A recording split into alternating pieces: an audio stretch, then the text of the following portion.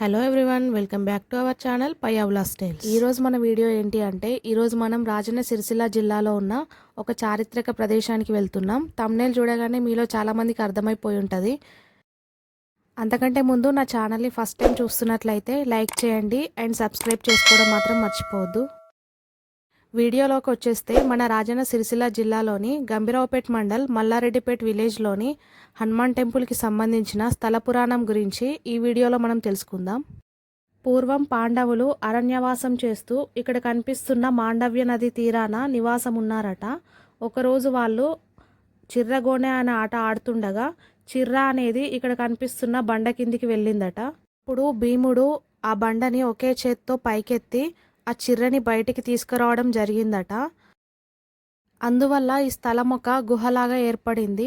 ఈ గుహ లోపట భీముడికి సంబంధించిన తల, కాళ్ళకు సంబంధించిన ఆనవాళ్ళు ఉంటాయి. ఇక్కడ కొంతమంది స్వాములు ఉండటం వల్ల నేను కవర్ చేయలేకపోయాను.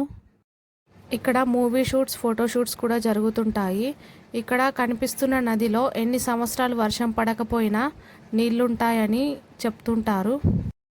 ఇక్కడ మాండవ్య అనే ముని హనుమంతుని కోసం తపస్సు చేయడం వల్ల ఈ నదికి మాండవ్య నది అని పేరు వచ్చిందని చెప్తారు. ఇక్కడ 4 గుడిలు ఉంటాయి. సీతారాముల దేవాలయం, వెంకటేశ్వర స్వామి దేవాలయం, శివాలయం, హనుమాన్ టెంపుల్. ఈ గుడికి సంబంధించి కూడా ఒక చరిత్ర ఉంది అని చెప్తారు. 11వ శతాబ్దంలో కాకతీయులు సీతారాముల దేవాలయం, వెంకటేశ్వర స్వామి దేవాలయాన్ని ఇక్కడ నిర్మించారు. ఈ ఊరి ప్రజలు ప్రతిరోజు సీతారామస్వామి దేవాలయానికి నైవేద్యం తెస్తూ ఉండగా ఆ ఊరిలో ఒక చెట్టు పైన ఉన్న రాక్షసి ఆ నైవేద్యాన్ని గుడికి చేరకుండా చేసేదట. అప్పుడు గ్రామ ప్రజలు ఎలాగైనా ఈ సమస్యను పరిష్కరించాలి అని ఒక పూజారిని కలిశారట. అప్పుడు ఆ పూజారి గ్రామ ప్రజలలో కొంతమందిని ఆ రోజు రాత్రి అక్కడే నిద్రించమని చెప్పారట. గ్రామానికి సంబంధించిన 6 వ్యక్తులు గుడిలో నిద్రిస్తున్న సమయంలో 6కి ఒకే రకమైన కల రావడం జరిగింది.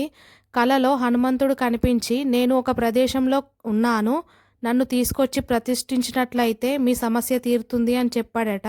అప్పుడు ఆ ఊరి ప్రజలు ఎద్దుల బండిలో వెళ్ళి ఆ ఎద్దుల బండి ఎక్కడైతే ఆగుతుందో అక్కడ తవ్వకాలు జరిపి హనుమంతుని విగ్రహాన్ని వెలికి తీసుకొచ్చి ఈ ప్రదేశంలో ప్రతిష్ఠించారని చెప్తూ ఉంటారు. విగ్రహాన్ని తెచ్చి ప్రతిష్ఠించగానే చెట్టుతో పాటు చెట్టుపై ఉన్న రాక్షసి కూడా దహనమైపోయిందని చెప్తూ ఉంటారు. ఇక్కడ మీకు వీడియోలో కనిపిస్తున్నట్లుగా సీతారామస్వామి, వెంకటేశ్వర స్వామి ఆలయాల చుట్టూ రాతితో నిర్మించిన 2 అంతస్తుల ప్రాకారం ఉంటుంది.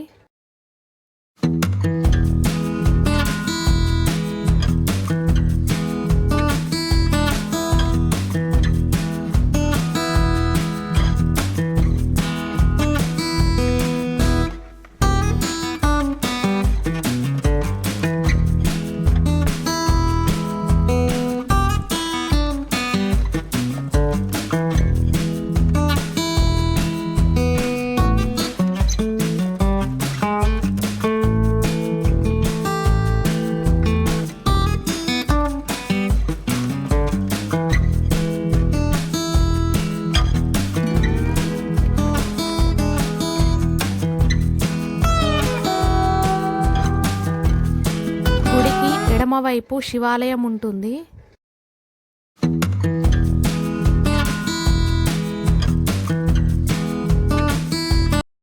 ఇక్కడ మనం గమనించినట్లయితే ప్రాకారం లోపల ఉన్న సీతారామస్వామి టెంపుల్కి ఎగ్జాక్ట్ ఆపోజిట్లో హనుమాన్ టెంపుల్ ఉంటుంది. ఇది ఈరోజు మన వీడియో. నా వీడియో కనుక మీకు నచ్చినట్లయితే లైక్ చేయండి, షేర్ చేయండి, సబ్స్క్రైబ్ చేయండి.